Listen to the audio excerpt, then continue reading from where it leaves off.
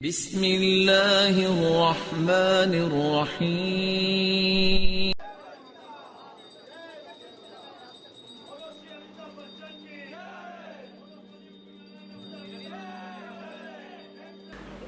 بہت سے غیر مسلم کہتے ہیں جب ہم اتنے لبرل ہیں کہ بھائی ہم آ جاتے ہیں اور تو تم لوگ کیوں نہیں آتے؟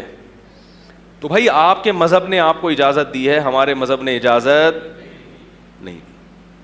ہمارے مذہب نے دوسرے کی آزادی میں ٹانگ اڑانے کا تو ہمیں حکم نہیں دیا کہ کوئی مندر جا رہا ہے تو گھسیٹو اس کو مسجد کی طرف، یہ تو ہمیں نہیں کہا۔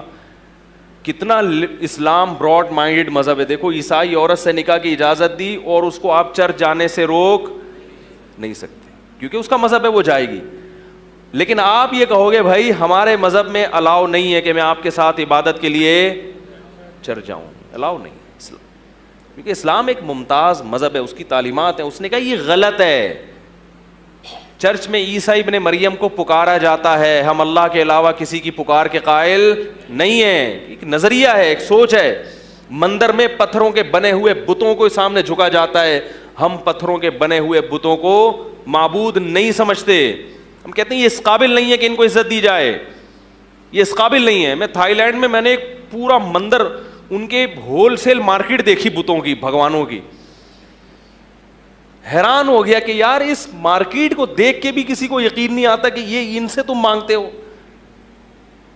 وہ بڑے ایک بت ہے، ایک چھوٹا ہول سیل مارکیٹ تھی، وہاں مناسب ریٹ پہ آپ خرید کے 50 روپے مہنگا کر کے بیچ دیں۔ ہے بھائی یہ تو ایسا ہی ہو گیا، ابا آپ نے گروی رکھوا دیا کہیں دکان پہ ٹھیک ہے، اور قرضہ لے لیا یا اس سے راشن ڈلوا لیا، ابا کی اس سے بڑی توہین کوئی ہوگی؟ ارے بھائی دکان والا آپ کو سودا نہیں دے رہا تھا تو آپ نے اپنے ابا لا کے گروی رکھوا دی ہے۔ ابا کو جب گروی رکھوانا ابا کی توہین ہے تو ابا کو بیچنا کتنی بڑی توہین ہوگی؟ تو تمہارا جو بھائی خدا کی ویلیو تو ابا سے زیادہ ہوتی ہے نا۔ ارے بھائی تمہارا جو بھگوان ہے وہ ایک طرف تم اس کو حاجت روا بھی مانتے ہو، دوسری طرف تم ہول سیل کے ریٹ الگ ہے، ریٹیل پہ 5 بھگوان کے ساتھ 1 فری ہے بھائی۔ تو ٹھیک ہے، ہم کسی کے نظریات کو ہم زبردستی اپنا نظریہ مسلط نہیں کریں گے، لیکن ہم عبادت کے لیے مندر جانے کے قائل، ہاں ویسی وزٹ کے لیے جائیں کہ بھائی کیا ہو رہا ہے، وہ ایک الگ چیز ہے، تو ہم اس کے قائل نہیں ہیں بھائی۔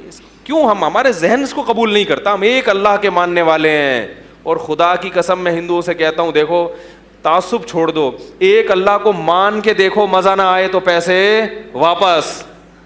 بڑا مزہ ایک اللہ کو، کیونکہ آپ کو پتہ ہے یہی سب کچھ کر سکتا ہے۔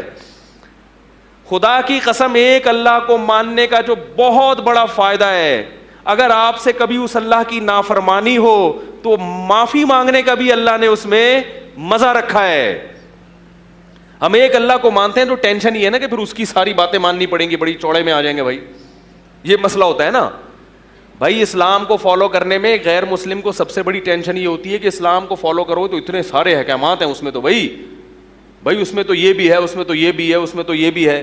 ٹھیک ہے بھائی اسلام میں بہت سارے احکامات ہیں، لیکن اگر ان احکام کو آپ نے توڑ دیا تو معافی کا آپشن بھی اسلام نے دیا ہے، اور وہ کس سے مانگنی ہے معافی؟ وہ کسی مخلوق سے نہیں، وہ اسی اللہ سے جس کی نافرمانی کر کے آپ نے اس کو ناراض کیا ہے، اسی کے سامنے سر جھکاؤ، کسی کو بتانے کی ضرورت نہیں ہے۔ توحید، عقیدہ توحید اللہ کی بہت بڑی نعمت ہے جو اللہ نے کس کو دی ہے؟ اہل اسلام کو دی ہے۔ یہ اہل اسلام کے علاوہ کسی کے پاس یہ نعمت نہیں ہے۔ اللہ نے قرآن میں کیا فرمایا؟ ضرب اللہ مثلا رجلا فیہ شرکاء متشاکسون ورجلا سلما لرجل هل یستویان مثلا۔ کیا خوبصورت مثال ہے۔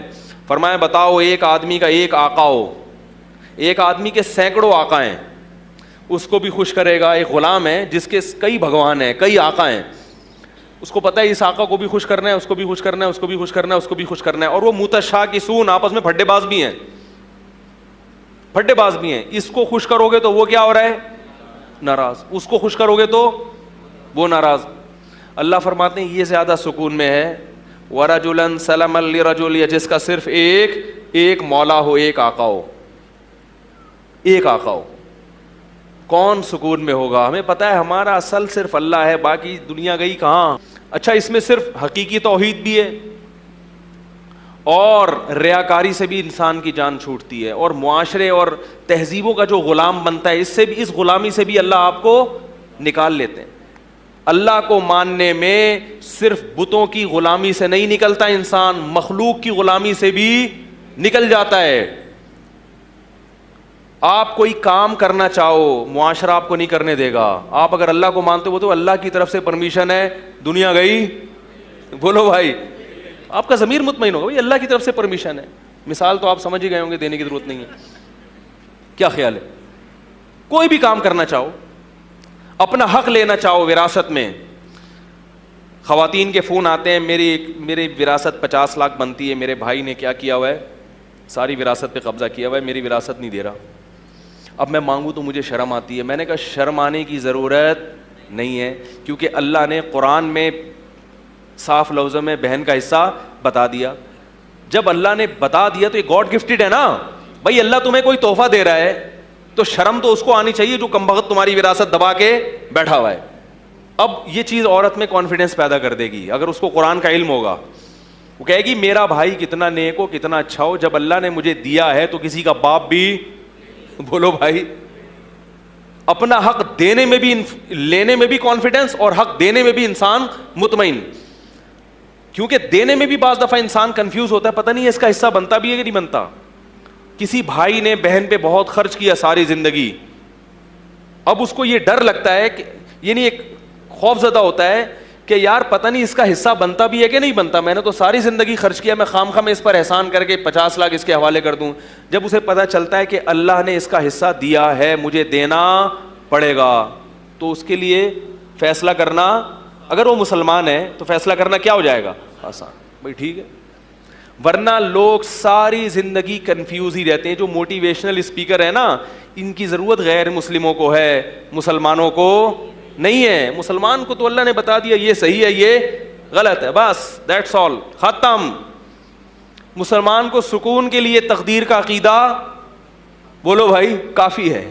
رفعت الاقلام وجفت الصحف، فرمایا تقدیر میں اللہ نے جو لکھنا تھا لکھ دیا، اور قلم کی سیاہی خشک ہو گئی ہے، اس میں چینجنگ نہیں ہو سکتی. جو غم تمہاری قسمت میں آنا ہے وہ آ کر رہے گا، جو خوشی تمہاری قسمت میں آنی ہے وہ آ کر رہے گی. کسی میں دم نہیں ہے کہ جو آنے والی خوشی ہے اس کو ٹال دے یا آنے والے غم کو دور کر دے.